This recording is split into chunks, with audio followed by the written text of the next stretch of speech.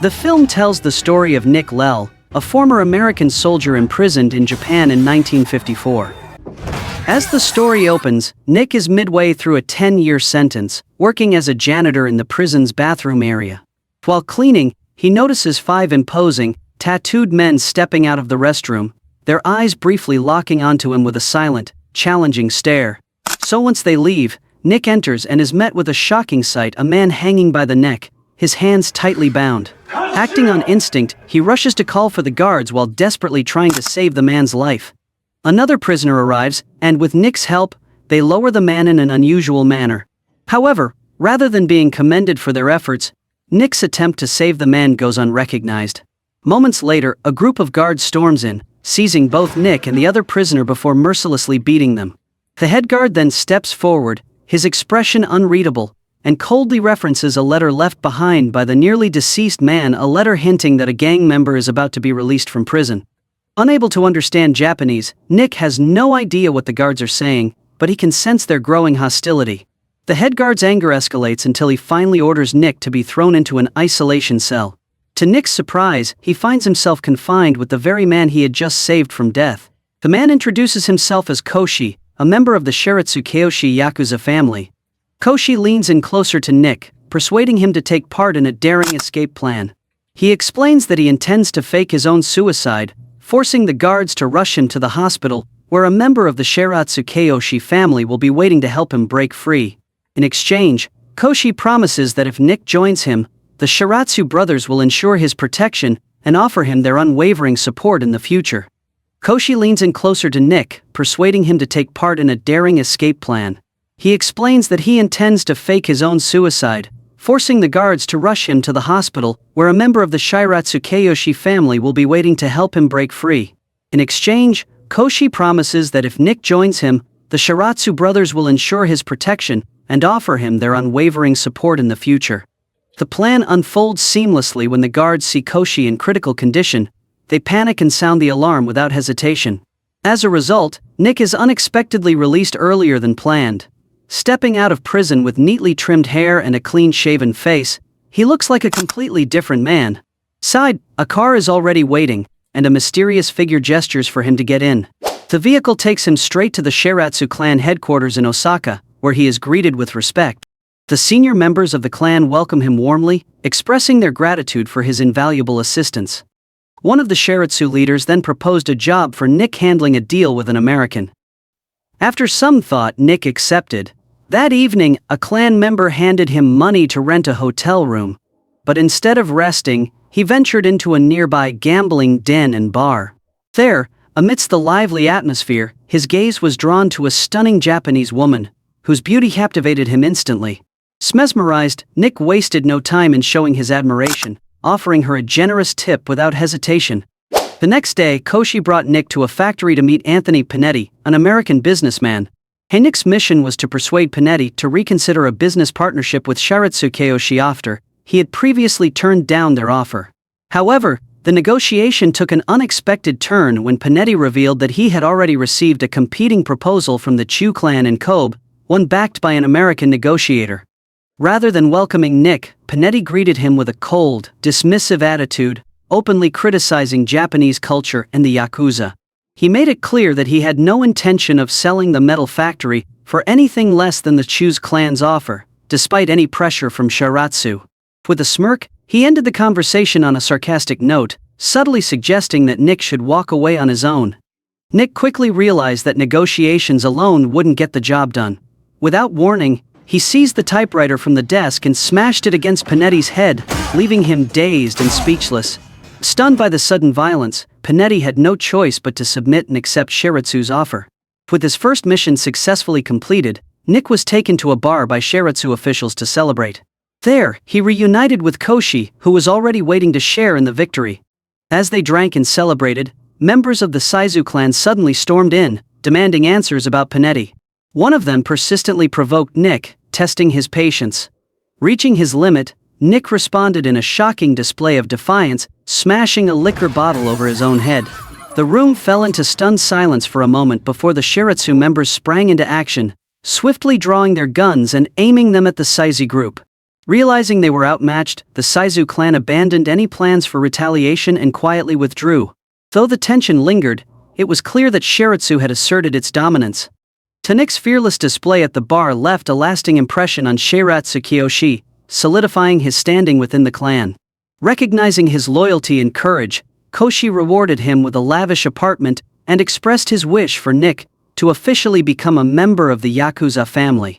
Not long after, Koshi entrusted him with a new assignment dealing with a bar owner under Shiratsu's control who was secretly plotting to break away from the clan's authority. When negotiations failed, Nick wasted no time in punishing the bar owner for his betrayal, swiftly slitting his throat. Koshi delivered the final blow with a fatal stab, making it clear that Shiratsu's authority was absolute. With the mission completed, Koshi took Nick to an upscale nightclub owned by the clan. As they entered, Nick's eyes were immediately drawn to a familiar figure, the captivating woman he had met at the bar. She moved gracefully on the dance floor, surrounded by men, yet it was impossible for him to look away. As Nick watched from a distance, Koshi suddenly strode onto the dance floor, pulling the woman aside with a firm grip. His tone was sharp as he scolded her, warning that members of the Saizu clan might have smuggled weapons into the nightclub. It was clear that Koshi wasn't just concerned about security, he was also worried for her safety. After a tense exchange, he turned to Nick and instructed him to escort Miu, his sister, home safely. Nick complied, but when they reached her doorstep, Miu playfully teased him, subtly hinting at an invitation inside. Unable to resist her charm, Nick hesitated for only a moment before stepping through the door. Nick and Miu's relationship deepened, their moments together growing more intimate. One night, as she lay beside him, Nick's eyes traced the intricate Yakuza tattoo spanning her back, a silent testament to her ties to the underworld. The next day, the atmosphere shifted. Koshi summoned Nick, assigning him a critical mission, securing a weapons deal with an American soldier for an upcoming operation. He stressed the importance of secrecy. Under no circumstances could the soldier suspect any connection to the Shiratsu clan. Given the sensitivity of the task, Nick was to handle it alone, with no backup. Nick arrived at the docks, expecting to meet the American soldier and finalize the weapons deal. However, instead of his contact, he stumbled upon a lifeless body, its identity unknown. Before he could fully grasp the situation, members of the Seiza gang emerged from the shadows, intent on sabotaging the deal and taking his money. Fortunately, Nick had anticipated trouble. He had already hidden the cash in his car, leaving the gang empty-handed. Raged by their failure, their frustration quickly turned to violence. With no other option, they decided to eliminate him. A Saizu gang member was ordered to execute Nick and demanded that he kneel. At first, Nick appeared to comply, but in a split second, he sprang into action, using his combat skills to overpower his captors. He swiftly took down two of them, turning the ambush into a brutal counterattack. Meanwhile, word of the chaos at the docks quickly reached the Shiratsu leader. Sensing a deeper betrayal, he immediately summoned all clan members, including Nick and Koshi. Suspicions ran high someone within their ranks had leaked the arms deal, and the leader was determined to uncover the traitor. Koshi quickly reassured the Shiratsu leader that the $2 million Nick had been carrying remained untouched, safely hidden away. However, this did little to quell the leader's fury. Killing two Seizu members risked igniting a full-scale gang war, an outcome he could not overlook. As punishment, he ordered Nick to sever two of his own fingers as an act of atonement. Hearing this, Koshi was overcome with guilt, blaming himself for dragging Nick into the conflict. Unable to stand by, he fell to his knees, pleading for the leader's mercy and vowing to repay the debt on Nick's behalf. After a tense silence, the leader finally relented, allowing Koshi to take responsibility for the price that had to be paid. Nick and Koshi were then ordered to send their severed fingers to the Saizu clan, as a formal apology for the deaths of their men, a traditional offering meant to ease tensions and prevent further bloodshed. The scene then shifted to a tense conversation between Nick and the Shiratsu leader inside a car. As the two spoke, a crucial revelation surfaced. The leader was not only Koshi's protector but also his stepfather. However, their discussion took a darker turn when the leader confided in Nick about his growing suspicions someone within Shiratsu was leaking information to the Saizu clan. A traitor was in their midst, and he was determined to uncover the mole before it was too late. Later, the Shiratsu leader brought Nick to a formal ceremony, where he was officially inducted into the clan. Welcomed with respect and admiration, Nick had now solidified his place within Shiratsu. That evening, as the celebration of his induction was in full swing, Nick stepped outside the bar to find Koshi, eager to share something important. He revealed his relationship with Miu, a confession Koshi had long dreaded. Koshi's expression darkened as he reiterated his disapproval, fearing for his sister's safety. He didn't want Miu entangled in their violent world, knowing that being with Nick would only put her life at risk. Despite his lingering concerns for Miu's safety, Koshi saw the unwavering determination in Nick's eyes as he swore to protect her at all costs. When Koshi learned that Nick and Miu had already been intimate, he finally acknowledged the sincerity behind Nick's promise. Accepting their relationship, he even offered his congratulations. This wasn't just about love, it was a testament to Nick's loyalty and commitment. By earning Miu's heart, Nick had also earned his place in the Shiratsu clan, now fully recognized by Kiyoshi as a true brother within the Yakuza. Nick made a bold decision: he would get the same intricate tattoo as Miu on his back, a symbol of his deepening connection to both her and the Shiratsu clan. Throughout the painful process, Miu remained by his side, explaining the rich traditions and significance of Yakuza tattoos. In the days that followed, Nick fully embraced the Yakuza way of life, becoming an integral part of the Shiratsu clan. Then one day, while riding the train with Miu, his past suddenly resurfaced. He spotted a familiar face among the passengers. It was a Saizu clan member, the very man who had tried to kill him at the docks. The scene shifts to the Saizu clan arriving at the Shiratsu headquarters with a business proposal. However, the Shiratsu leader is visibly insulted. They hadn't even sent their leader, but instead, a young, low-ranking member. Though displeased, he remains composed, masking his irritation. Rochi, a respected officer of Shiratsu clan, persuading the leader to at least consider the offer, momentarily diffusing the tension. Despite this, the Shiratsu leader stands his ground and firmly rejects the proposal without hesitation. That night, as Orochi and Koshi drank together, Orochi couldn't conceal his frustration over the Shiratsu leader's outright rejection of his counsel. Koshi had warned him earlier, but Orochi's anger had already taken hold. His disappointment deepened when he returned home, only to find the leader visibly irritated and unwilling to meet with him. Feeling both dismissed and disheartened, Orochi left the bar in search of Miu, hoping to find solace in her company. It is revealed that Miu and Orochi once had a romantic relationship, and now Orochi is desperately trying to rekindle their past love. However, Miu firmly rejects his advances, further stoking his frustration. Consumed by rage, Orochi loses control. He slaps her and attempts to force himself on her. Meanwhile, the scene shifts to a high-profile sumo match, where the Shiratsu and Seizo clans are holding a tense meeting. This time, the Saizu chairman himself approaches the Shiratsu leader, presenting a proposal that is entirely different from before.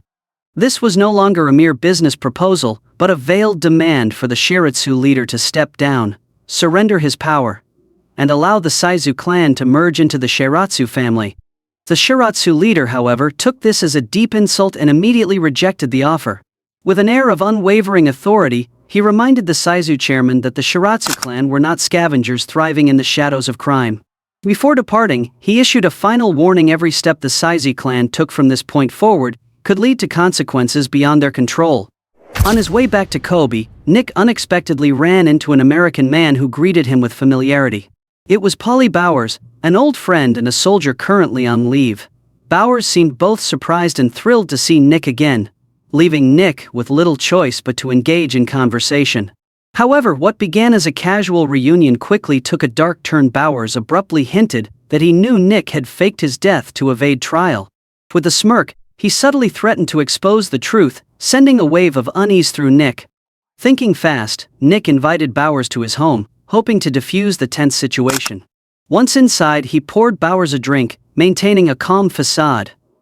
Then, without warning, he swiftly plunged a small knife into Bowers' neck, silencing him for good.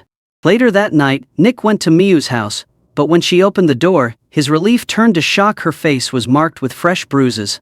His fury ignited, and he pressed her to reveal who had hurt her. However, instead of answering, Miu stunned him with unexpected news: she was pregnant with his child. Miu then asked Nick to leave. Though hurt, he respected her wishes and walked away, his mind heavy with emotions.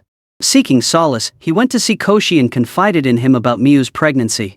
Nick offered to leave the Shiratsu clan if that was what Koshi wanted. However, instead of reacting with anger, Koshi calmly invited him inside. There he presented Nick with two swords, known as Dao, explaining that they were a legacy from his father. One blade was meant to take a life, while the other was reserved for Koshi himself should he ever choose to follow that path. Koshi admitted that he had protected Mew since childhood, and was now entrusting that responsibility to Nick.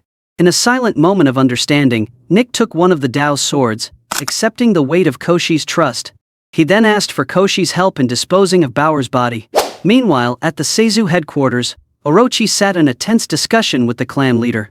As their conversation unfolded, Orochi made a shocking confession: he had betrayed the Shiratsu clan, and was secretly orchestrating their downfall.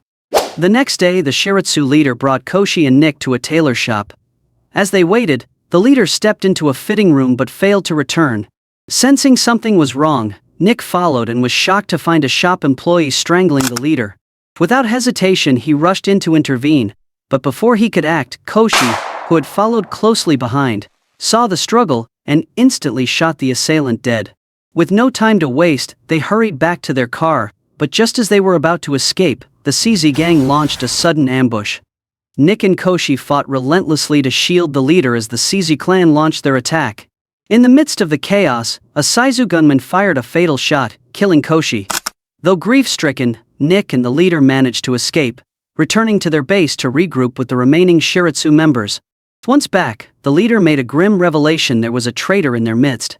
One of their escorts at the tailor shop had secretly been working for the Seizu clan. Fueled by rage and the need for justice, the Shiratsu clan made a decisive choice. War against the Seizu was now inevitable. When Nick broke the news of Koshi's death to Mew, she was overcome with grief, spiraling into hysteria. Meanwhile, Nick and the remaining Shiratsu members launched a relentless assault on the Seizu clan, systematically hunting down and eliminating their rivals. As the war raged on, Nick managed to intimidate a high-ranking Seizu leader, signaling that the Shiratsu clan was closing in on total victory. The Seizu leader sent a young boy to the Shiratsu headquarters with a message calling for an end to the war. He proposed a final confrontation in a neutral zone and unarmed battle to settle the conflict once and for all. The Shiratsu leader agreed and dispatched Nick, along with several clan members, to the port where the fight was set to take place.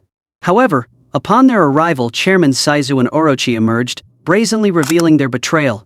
Despite everything, the Shiratsu leader, who had always regarded Orochi as a son, chose forgiveness. With a heavy heart, he pleaded with Orochi to return to the Shiratsu clan before it was too late. As the Shiratsu leader embraced Orochi, trusting him one final time, Orochi suddenly plunged a blade into his heart, killing him. The Shiratsu members, surrounded and outgunned, could do nothing but watch in shock as Orochi cemented his betrayal. With cold finality, Orochi declared the fall of the Shiratsu clan, and offered Nick a chance to walk away unharmed if he abandoned the fight. But Nick refused. Just as he prepared to strike back, a sniper's bullet tore through his leg, bringing him to his knees. At that moment, police forces stormed in, launching a raid on the Shiratsu headquarters and setting it ablaze. That night, Nick stealthily infiltrated Mew's house, slipping past the Seizu guard station to watch over her. Determined to free her, he led her away and then made his way straight to Seizu's headquarters, gripping the Dao sword Koshi had entrusted to him. With unwavering resolve, he demanded the right to kill Orochi. When Nick finally confronted him, Orochi tossed a Daisho sword at his feet, refusing to fight. With a cold smirk, he dismissed Nick as nothing more than an outsider, declaring that no matter what he did, he would never truly belong to the Yakuza. In a swift, decisive strike, Nick wielded the sword and severed Orochi's head. The room fell into stunned silence. Just as another Seizu member raised his gun to shoot Nick, the Seizu leader unexpectedly intervened, stopping him. After acknowledging that Nick had avenged the Shiramatsu clan by killing Orochi, he ordered him to leave. Without hesitation, Nick obeyed and walked away from Seizu headquarters. The film concludes with Nick returning to the apartment where he had been hiding. Hugh rushes into his arms, holding him tightly. Meanwhile, a surviving Shiramatsu Yakuza stands guard outside, offering Nick a respectful bow and unspoken acknowledgement that he may now be the rightful leader of the Shiramatsu clan.